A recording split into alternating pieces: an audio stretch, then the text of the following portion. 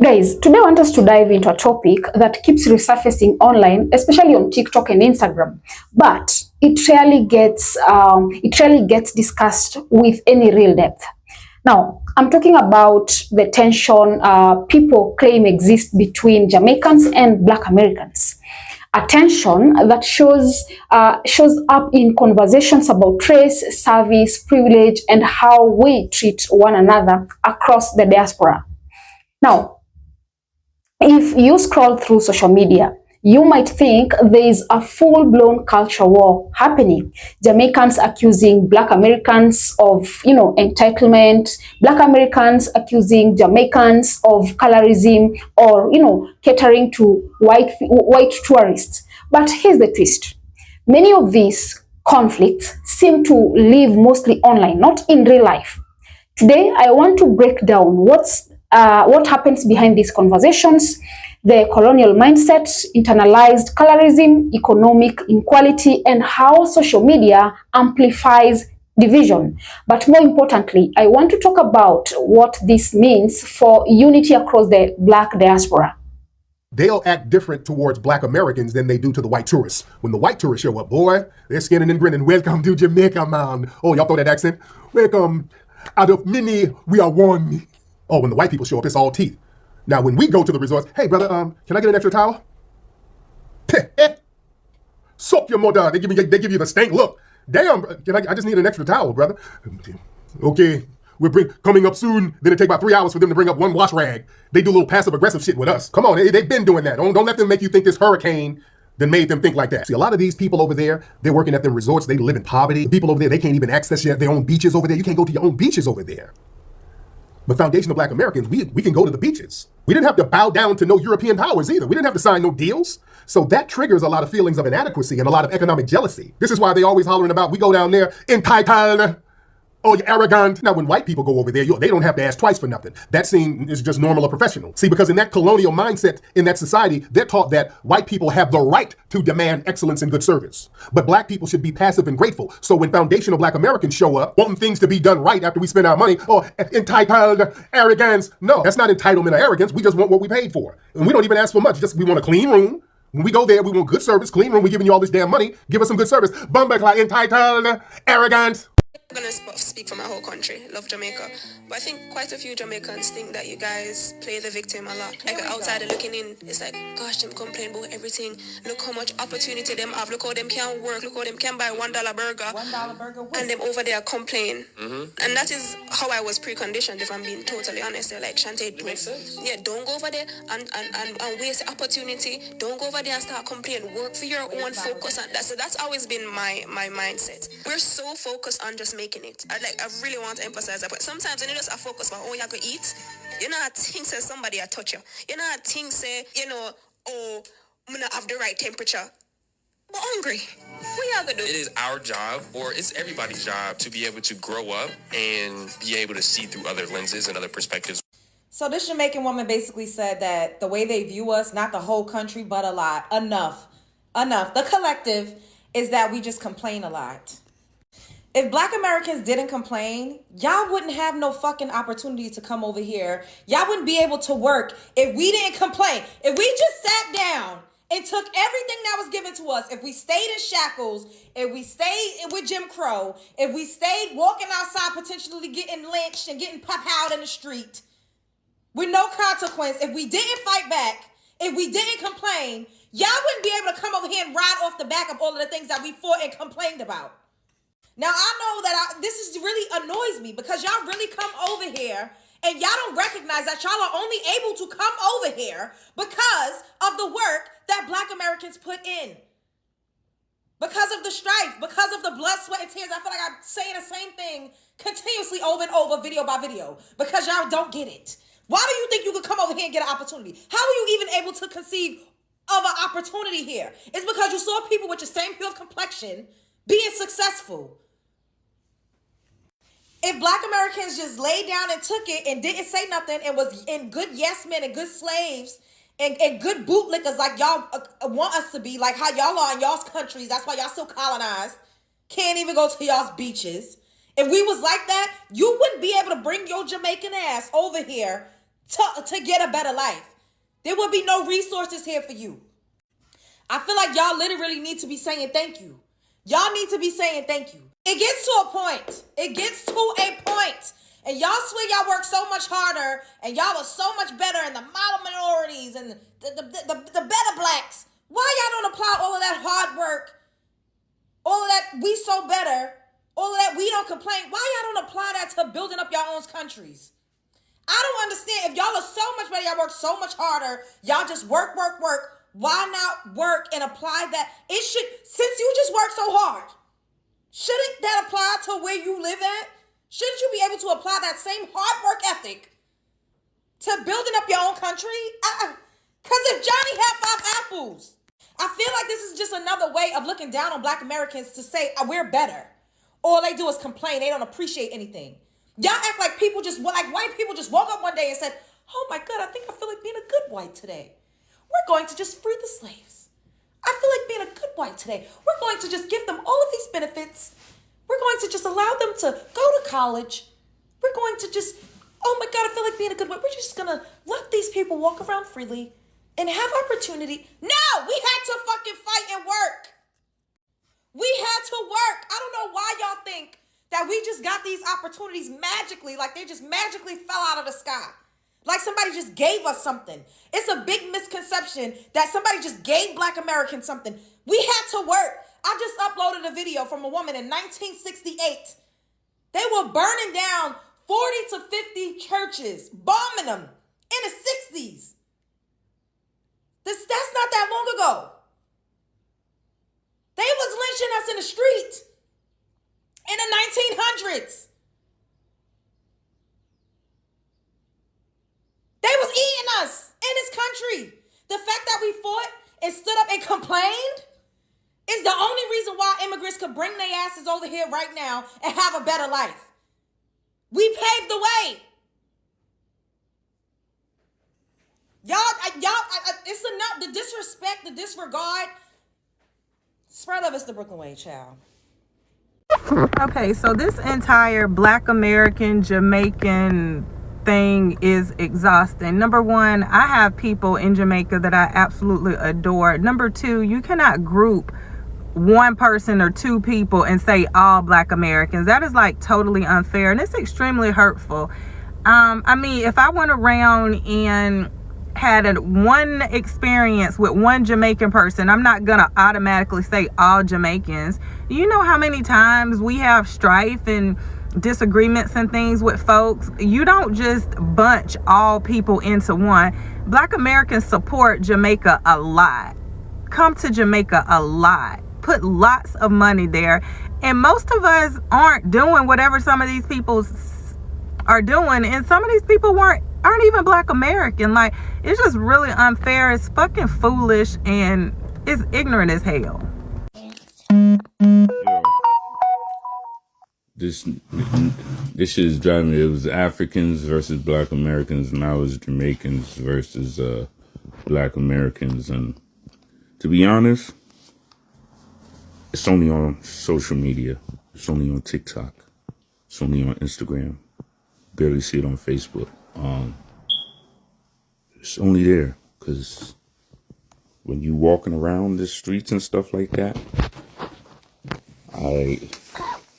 I'm in the New York City area, the Tri-State, and Black Americans and Jamaicans and Africans, Haitians, Bohemian, all of them, they ain't beefing in the streets. They ain't talking shit to each other in the streets. They showing love to each other in the streets. Black Americans are more than, they're in Jamaican restaurants more than Jamaicans damn near. They're in Haitian restaurants. They're in African restaurants. You know, they're going to get their hair braided by Jamaicans, Haitians, Africans, whoever. Vice versa. You know, there's Jamaicans in soul food restaurants. It's fake. It's social media. It's engagement. It's to make money. It's to make views. That's about it. Let me go chill with some Black Americans, like I've always been doing for many years. What we are seeing online isn't just random arguments. It's a reflection of how deep historical patterns, the frustration expressed by Black Americans, Black American tourists, especially when visiting Jamaica, often centers around, unequal service. White tourists get big, smiles, fast service, and every courtesy, while Black Americans report experiencing delays, cold attitudes, or being labeled arrogant just for asking for what they paid for. That contrast is, it isn't accidental. It's rooted in the colonial hierarchy many Caribbean countries inherited. Whiteness equals professionalism, authority, and the right to demand excellence. But blackness, especially darker-skinned, blackness, is expected to stay quiet, grateful, and non-confrontational. Then there is the economic piece. Many workers at resorts live in poverty and don't have access to the same beaches tourists enjoy. So when Black Americans arrive, spending money freely and expecting respect, it can trigger feelings of inadequacy or jealousy, feelings shaped by systems, far bigger than either group. But here's where the narrative breaks. In real communities across the US, New York, Miami, Atlanta, you'll see Jamaica, Haiti, Trinidad, Africa, and Black Americans vibing together daily. The love is real. The beef is mostly pixels. So let's really unpack what's happening when these online debates erupt. At the core of it is something much older and much more damaging than any single argument. The legacy of colonialism and the beef systems it left behind. For centuries, the Caribbean was, structured around a racial hierarchy where whiteness was placed at the top, economically, socially, and psychologically. Even after independence, even after progress, those ideas didn't just disappear. They leaked into beauty standards, service culture, class structure, and the way people view themselves and each other. This is why we see bleaching advertisements, skin lightening creams, and praise for lighter features, not because Jamaicans don't love themselves, but because the remnants of a system designed to devalue blackness still linger. And when people internalize that system, they end up, policing blackness in others. So when a white tourist demands quick service, staff interpret it as normal, as expected, as professional. But when a Black American demands the same, it feels like an offense to the unspoken hierarchy. It feels like they are, stepping into a privilege the system, never, told them they were allowed to have. That reaction isn't personal; it's inherited. Now let's layer in economics because nothing in this story makes sense without it. Many resort workers in Jamaica are living paycheck to paycheck. Okay. Some can't afford access to the very beaches they work on. Meanwhile, tourists, especially Black American tourists, come in with spending, with spending money, vacation freedom, and a sense of entitlement to good service. Because in America, demanding decent treatment as a customer is normal. So what happens? A clash between economic frustration and cultural expectation.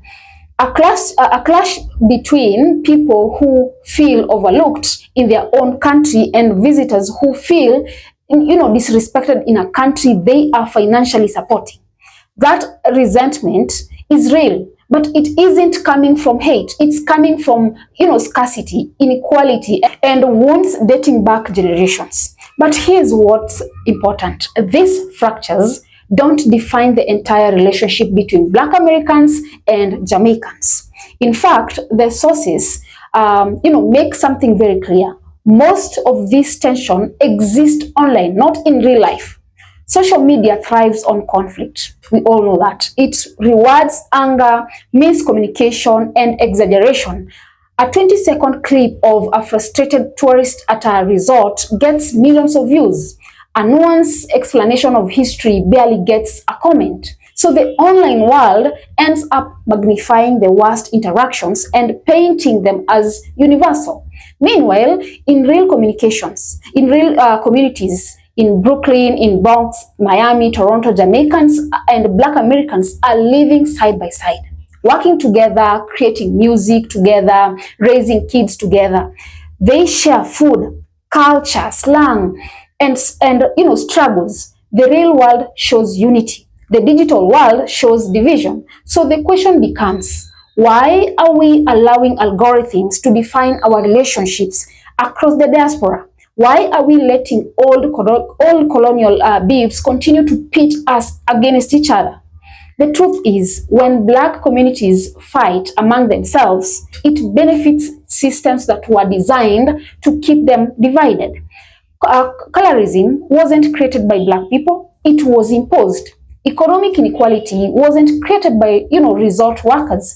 It's the result of global tourism structures that prioritize the wealthy.